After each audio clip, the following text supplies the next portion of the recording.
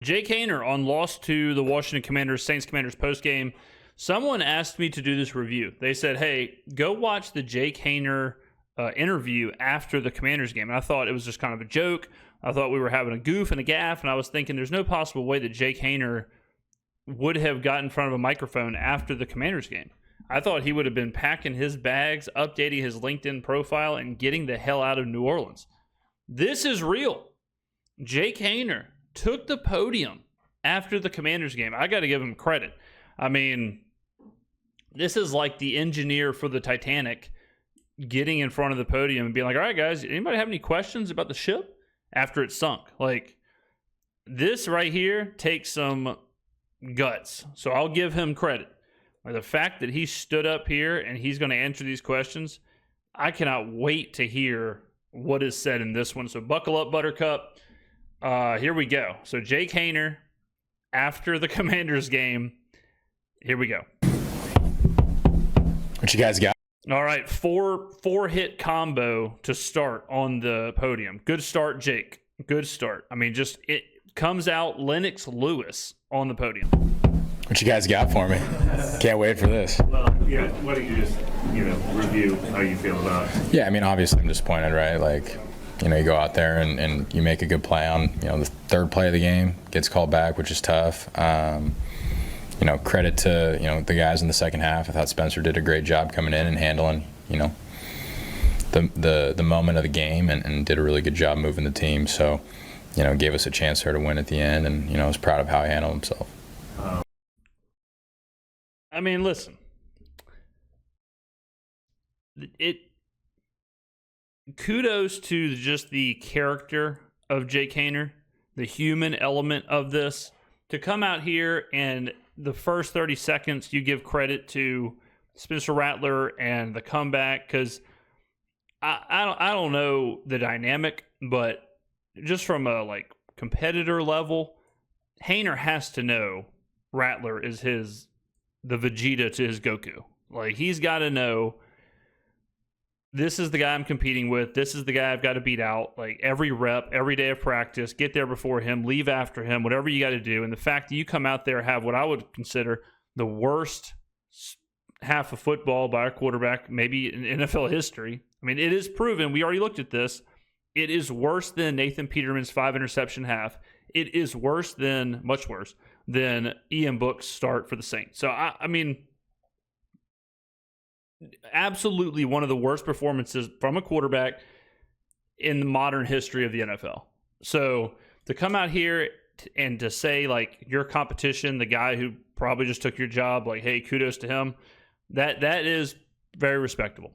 Obviously, Darren made a point about that play being called back and other opportunities that he said he didn't attribute to you. But what is your regret about what you could have done better, obviously, in that half? I mean, I'll have to go back and look at the tape. That's the biggest thing. The only thing that I can really think of that comes to mind is trying to force a ball to AK when we're down. Well, I'll save you the trouble. So what I thought Haener had a really bad time doing was, and he was right, that Brett Favre-esque throw where he's rolling out to the right, throws across his body to the middle of the field to Alvin. Brother, Favre could get away with that because Favre could throw a football through a wall. You don't have that arm, and Favre got in trouble, for that too. So, but what I thought Haener did a really bad job of was when he hit his back foot in the pocket, the play was over. He hit the back foot. He was immediately sliding around the pocket. He was immediately giving up on the play.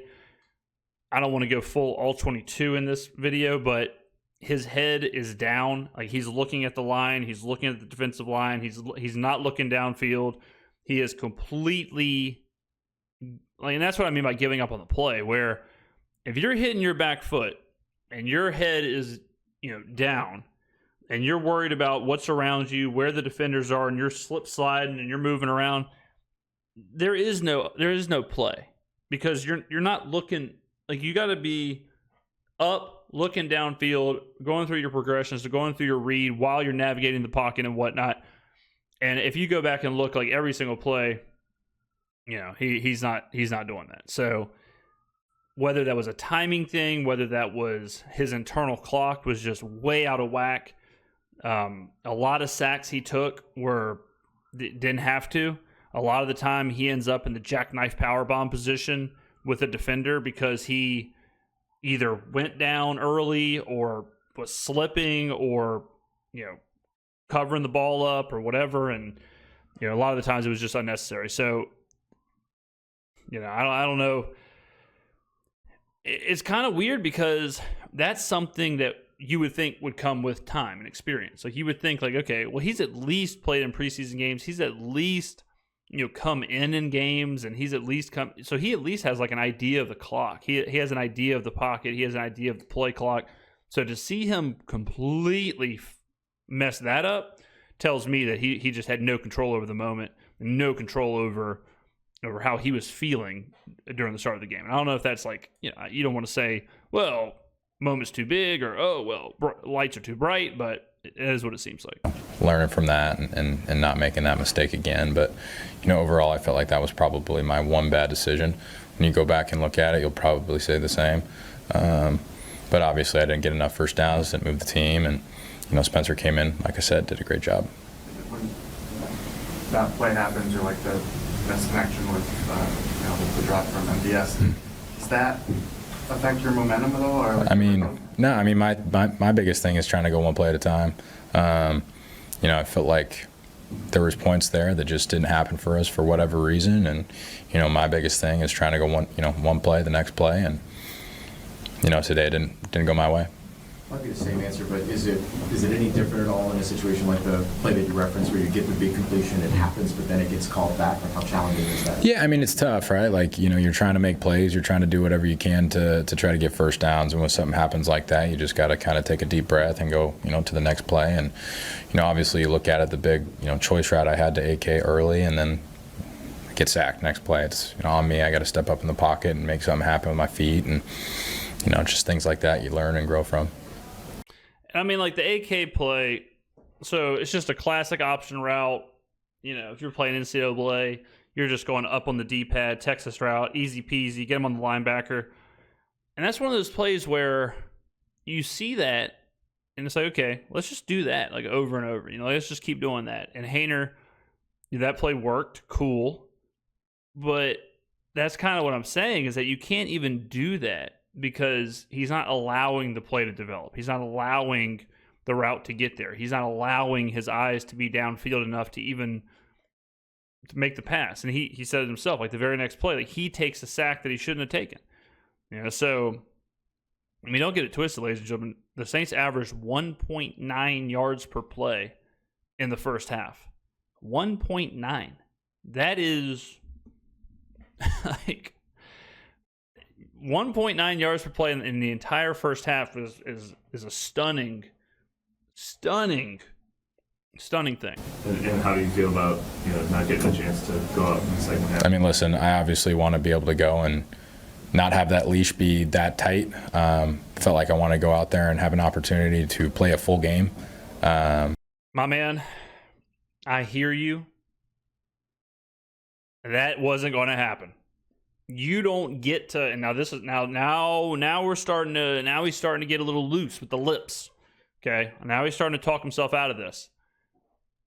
You don't get to play a half and do what you did and have the results you had and then say, damn, I wish I could have played a full game. Oh yeah? Well, maybe we should have had 2 yards per play, 3 yards per play, 4 yards per play.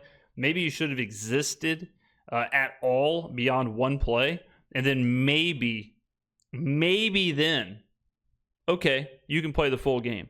But when you do that for a half, you forfeit the right to play that second half. And I'm surprised they let him go that long, because drive 1, I looked over and said, this is an Ian Book situation.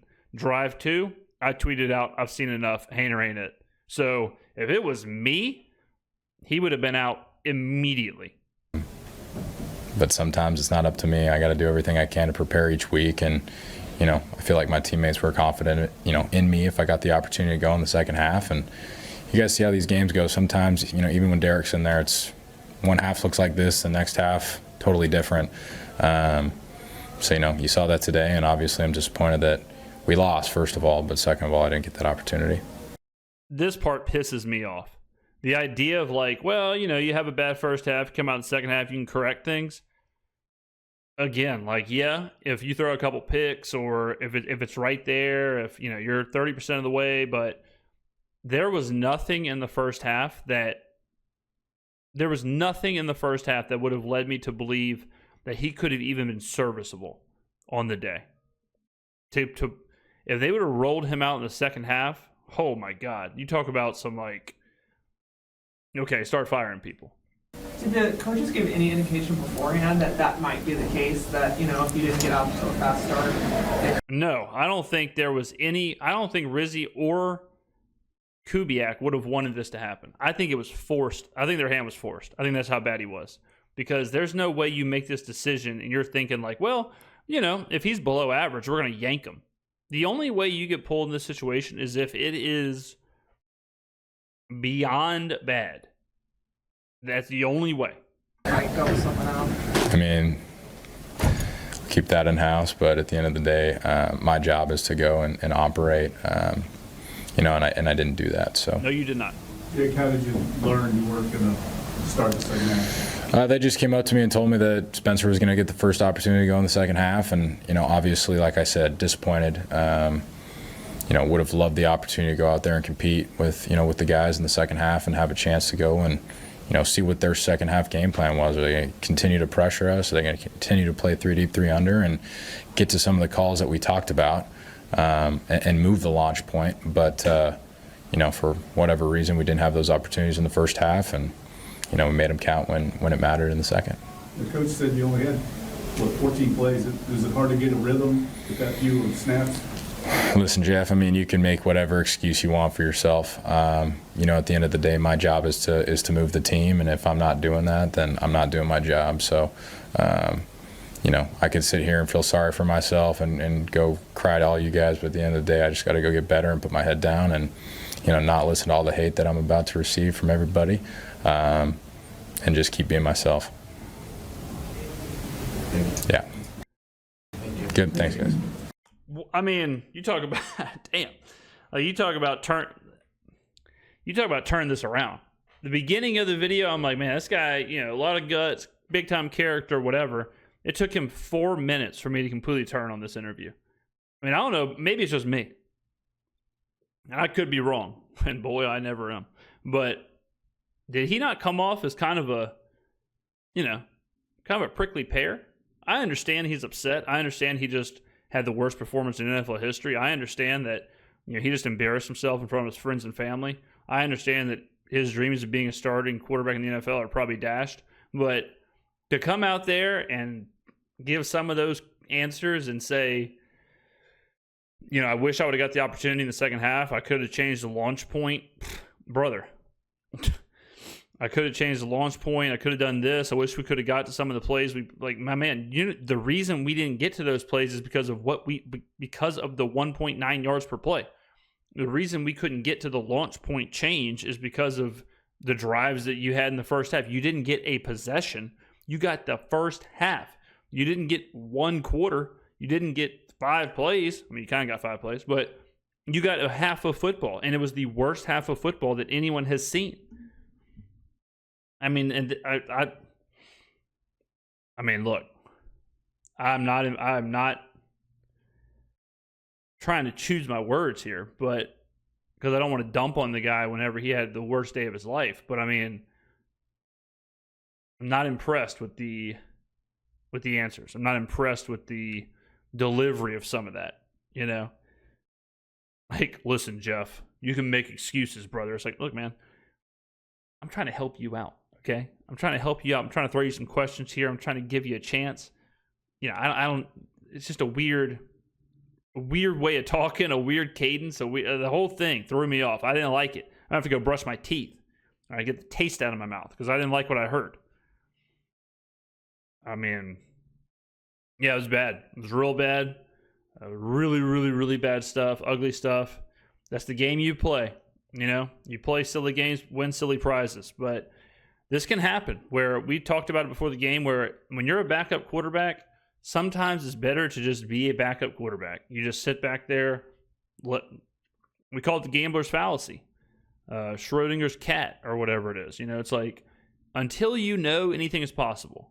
So if Jake Haener never plays this game, you're going to have a lot of people saying he went to Fresno State, so that makes him the next Derek Carr. He's undersized, so that makes him the next Drew Brees. He's this, and this. I watched him do this in college. He can do this. There's a lot of wonder. You never know. You might have a 10-year career as backup. You have a game like this, all that goes out the window.